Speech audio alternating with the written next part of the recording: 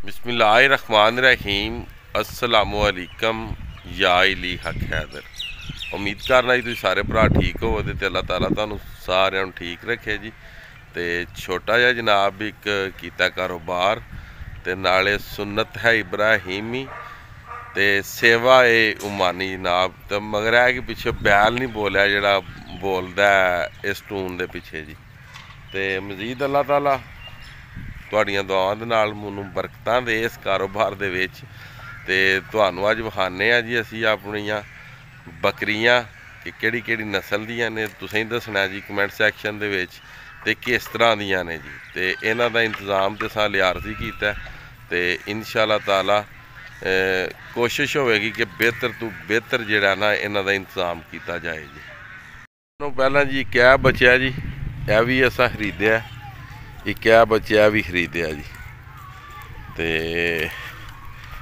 उस तो बाद यह वेख सकते हो क्या पाठे जी शेरे जे कलर दी, एक क्या नारे जी विच रैड कलर दा, एक क्या नारे जी, एक ए नारे, एक ए नारे, एक ओ नारे जी। ए सामने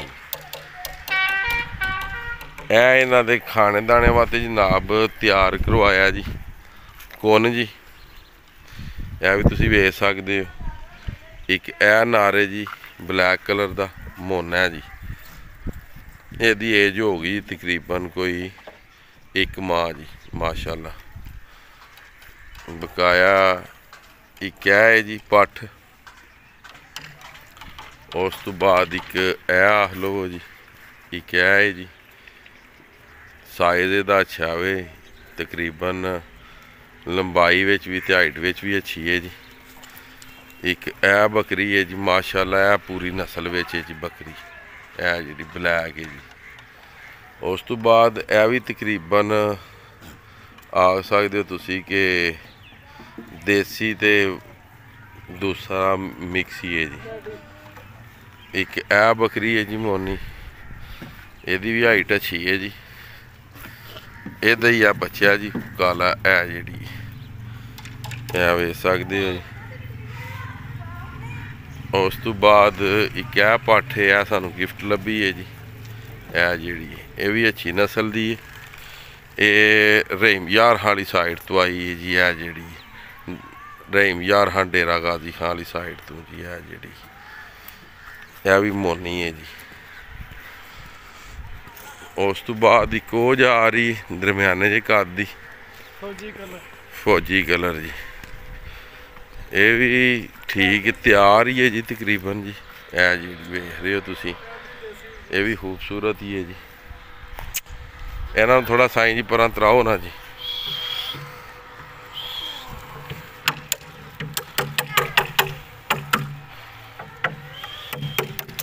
उस तो बाद क्या है जी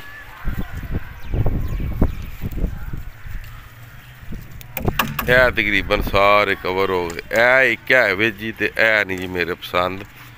एदा जेड़ा बहाना है ना जी वो लटके है जी। ते लटके बहाने वाली जी बकरी है वो नहीं जी पसंद जी। बकाया है सारे जानवर जी तुहाडे सामने। एक है पाठे जी विच है जी।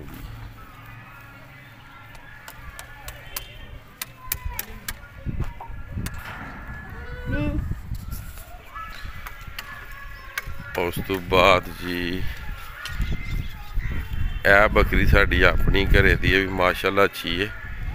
ये भी जनाब सुने वाली मगर लेट ही इन्हें सुना है। ये हो सकता फुल सर्दियां ही सोए जी। इन्होंने जो शाम का राशन है ना हूँ वो घटा के पाना हूँ नहीं समझ आई। यह साहब जनाब वेखो ना जी विच वड़ गए। ये तकरीबन जी 20 जानवर ने ते 2 कोने। ए कोने जो तकरीबन 5 तो 5.5 फुट है ते ए जड़ा कोने तकरीबन 8 फुट तो ज़्यादा। साईं जी पिछा हो ए तकरीबन 8 फुट है जी। ए स्पैशल बनवाया जी, वो आरजी तौर पर बनवाया सी स्पैशल जी। तो फिलहाल भोए ते 3-4 चीज़ां होर ने वो मिक्सचर जोड़ा भो के उत्ते पाई दा जी इन्हों जी। फिलहाल जी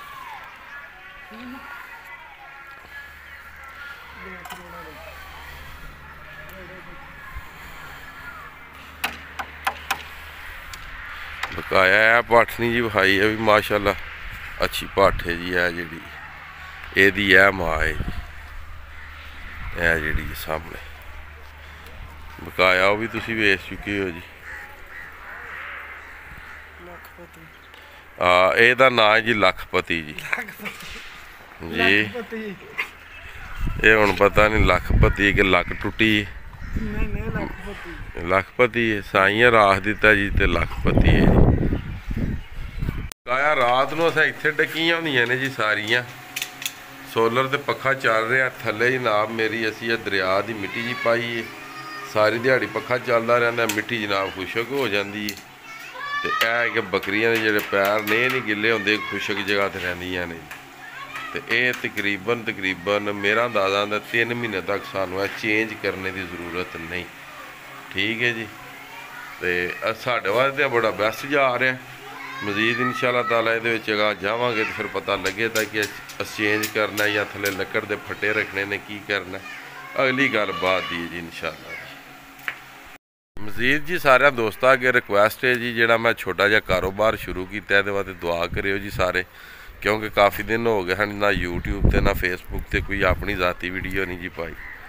ਤੇ ਮਜ਼ੀਦ ਅਗਰ ਇਸ ਕੰਮ ਦੇ ਵਿੱਚ ਅੱਲਾਹ ਤਾਲਾ ਖੈਰ ਕਰੇ ਇਹ ਜਿਹੜਾ ਕੰਮ ਹੈ ਤੇ ਇਹ ਬੜਾ ਬਰਕਤ ਵਾਲਾ ਕੰਮ ਹੈ ਜੀ। ਇੱਕ ਤੇ ਸਰਕਾਰ ਦੀ ਸੁਨਨਤ ਵੀ ਹੈ ਤੇ ਬਕਾਇਆ ਇਹਦੇ ਤੇ ਅਗਰ ਤੁਸੀਂ ਗੌਰ ਕਰੋ ਤੇ ਤੁਹਾਨੂੰ ਘਾਟਾ ਕੋ ਨਹੀਂ ਜੀ। ਤੇ ਮਜ਼ੀਦ ਅੱਜ ਦੀ ਵੀਡੀਓ ਤੇ ਅੱਜ ਦਾ ਵਲੌਗ ਕਰਨੇ ਖਤਮ। ਮੈਨੂੰ ਦਿਓ ਇਜਾਜ਼ਤ। ਨੈਕਸਟ ਵੀਡੀਓ ਆਉਣੇ ਤੱਕ ਜ਼ਿਆਦਾ ਆਪਣਾ ਖਿਆਲ ਰੱਖਿਓ ਆਪਣੀ ਖਾਸ ਦੁਆਵਾਂ 'ਚ ਮੈਨੂੰ ਯਾਦ ਰੱਖਿਓ ਤੇ ਇਨਸ਼ਾਅੱਲਾ ਤਾਲਾ ਮਿਲਦੇ ਹਾਂ ਜੀ ਕਿਸੇ ਨੈਕਸਟ ਵੀਡੀਓ ਦੇ।